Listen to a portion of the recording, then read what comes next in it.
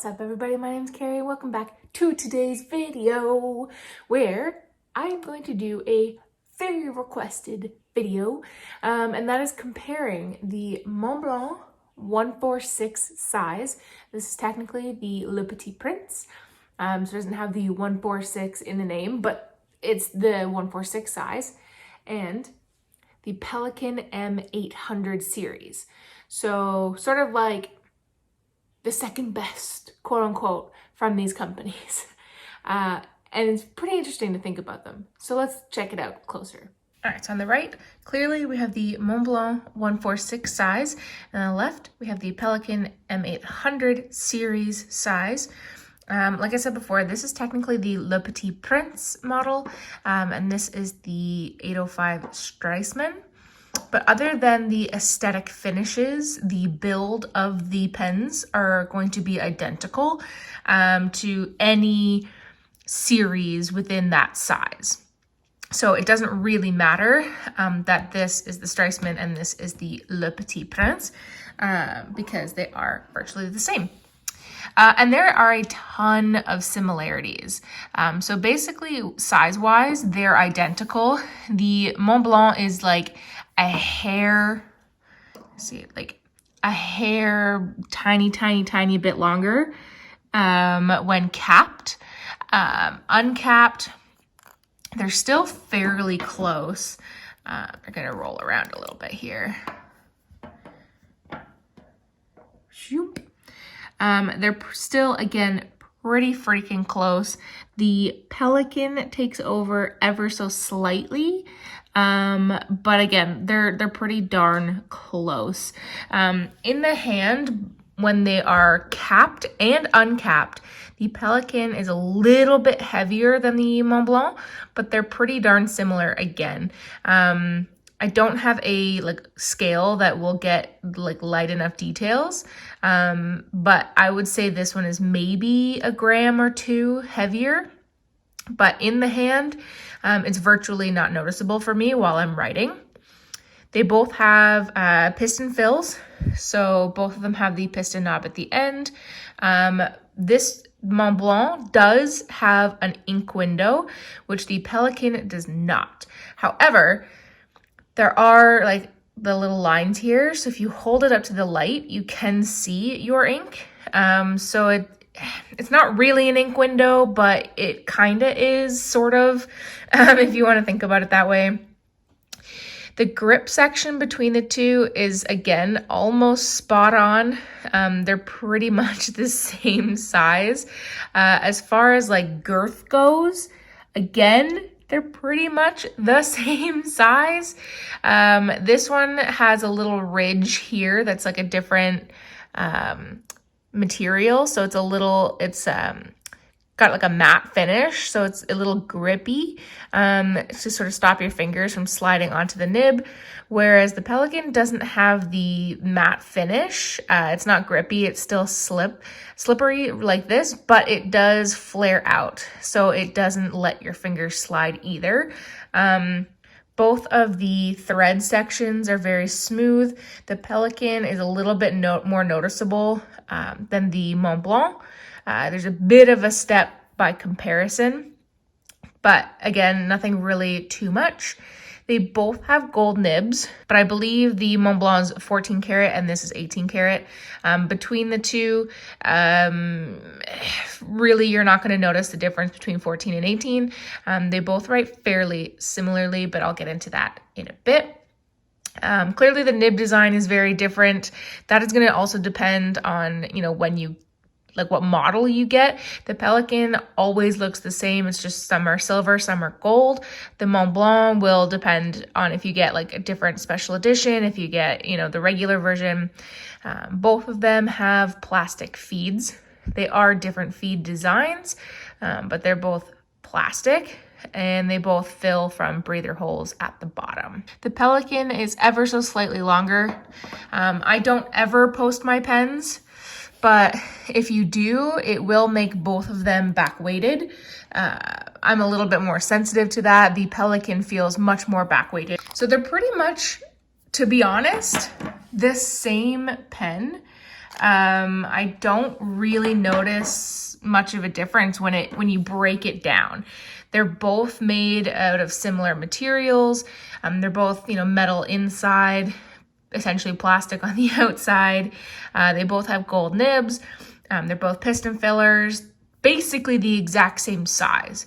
So what's the difference? Well, it's basically aesthetic, a little bit in the writing, which we'll get to in a moment, and price. They're both kind of expensive for what they are. Montblanc being a little bit more so, especially if you get into the fancy ones. But other than that, if you're just thinking like straight base model, like where it would be black resin and either a silver or gold trim, and same thing with this, not the Streisman, but the regular version, then they're both expensive, but less expensive than the M1000 or the Montblanc 149, which would be the flagship top tier. Size-wise, compared to anything else, if you've ever used the Pilot Custom 823, it is bigger by a hair, but pretty much the same size. This one's a little bit skinnier, but it's pretty similar. If you do something like the Platinum PTLA 5000, then it's much bigger than that. So great pens, to be honest. They're perfect for me in my handwriting. The Montblanc 149 was a little bit too big for me. I still think I'll eventually one day pick one up. But for everyday, like long use writing, it is a little bit too big, whereas this is perfect. So let's take a look at how they both write. All right, so as always, I'm using Tomoe River paper for my writing sample. Let me see if I can get a little bit closer here. And the two pens. I do want to point out right off the bat that they are not the same nib sizes. So I can't give you an exact comparison, but based on my previous knowledge, I'll be able to give you some pointers. So this is the Pelikan M805 18 karat. This is a fine nib.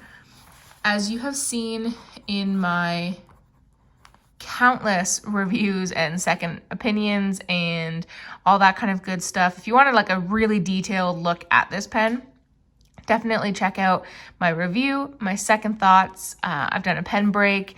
I've done a whole bunch of good stuff. I'm just gonna quickly write here.